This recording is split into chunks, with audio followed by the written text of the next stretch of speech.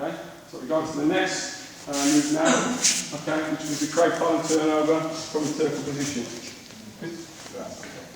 Right.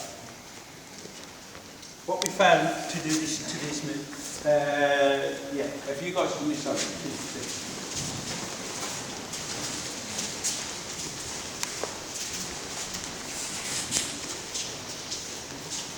Now, we found that everybody, when he was fighting, they were dropping in this position, and they would stay there. So, what we worked out was, there was a gap to put your foot into this position here.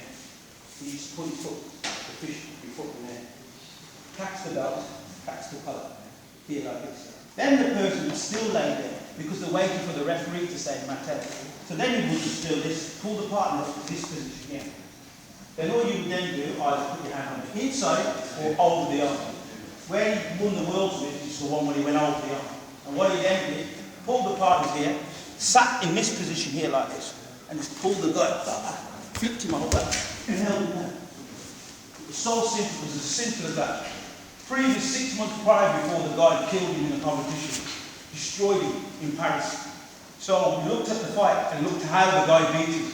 And we said, right, you can catch him with the rod because he's in the combat category or a drop. So when he saw him in practice, it was drill and drill and drill and drill. And I thought I was watching a training fight because the guy turned in, dropped, and he went here, and he went here, this pulled him up, came to here, hit like this, hold him over. It was over. It was over in 30 seconds. That was it. And it's just a drill, what we practice, it's the same thing, what everybody can do. So, and we did it, we used to do as well when the people used to run away, pull, come through, pull them up, come round. So it's a lot of drilling you've got to do, and then you used to do from throwing, when people used to land, throw. Everybody always dropped in that position. Everybody always, until in the end they got wise and thought, to get away with it, they thought they could run off the mat. And that was even worse, because now we made it easy, because you opened the gap for him to just come through. Come here. And then pick him over. So, it's the same principle. Here, foot in, belt, fingers in, one facing up, one facing down, pull the partner up. Here, the same thing what I said before this morning, you snap the partner, here, pull that tight. That's the most important part. That's the part nobody sees, is that part. All you see is the end of the technique. You don't see this part here when he does this. He comes from here, and then he snaps you here. And then what he does from there, here. Now he keeps the partner tight, so where he goes, the partner goes. So as I fall, he comes with me, because it's so tight. And then you just change your feet, and then you just roll the partner over. Right, when you come here, if you don't force this knee to keep, this here, and you do this, the first thing what will happen, this arm will go around the back of the leg like that. And then you've lost it. You're not going to catch it. We've tried all the different angles trying to catch anything. Once you catch this here, come here, you can't do it. The hands come out the side. Cannot catch it. So, when you come here now, and you lift, you have to keep this knee as tight as you can to the partner's chest. Because now, for him to get his arm, he's got to go all the way over to go over to get his arm out.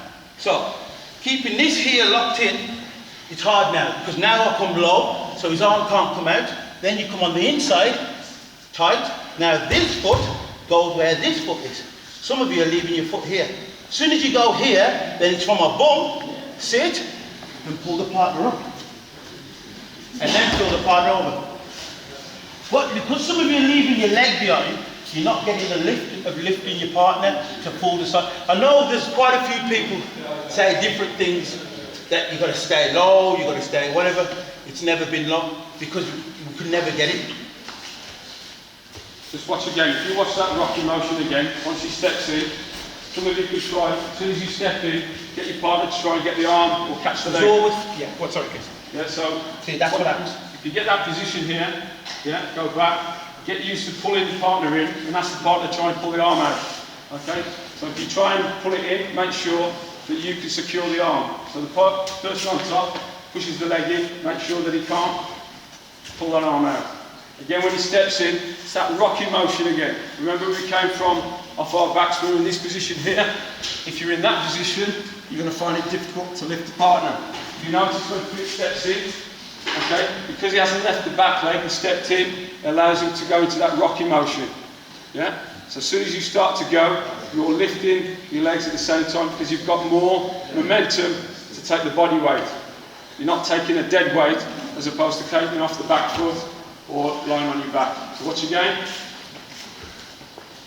Steps in, lifts the partner up, goes under, pulls him tight, pulls him up, starts to rock, lifts the legs. Okay? Once you get in that position, you have control of the partner. Okay?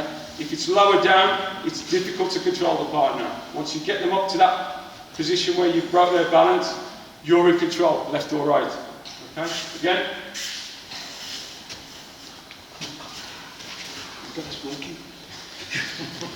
Steps in, lifts the partner, goes under, steps in, there. Okay, see the difference? That's the leverage there when he's stepping in. If you get used to stepping in, you automatically start to go and the partner goes with you, lifting the partner there. Okay, so watch, he steps in, he's locking the partner up, legs gone in, stopping him from twisting or moving. If he moves, he just tightens it up, he opens the move into the second phase. He steps under, arm goes through. At this point here it's tight. It's not loose.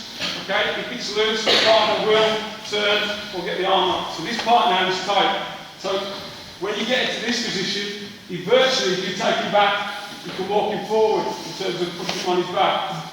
Usually they'll start to move. As soon as he goes in, it's pulling him up tight.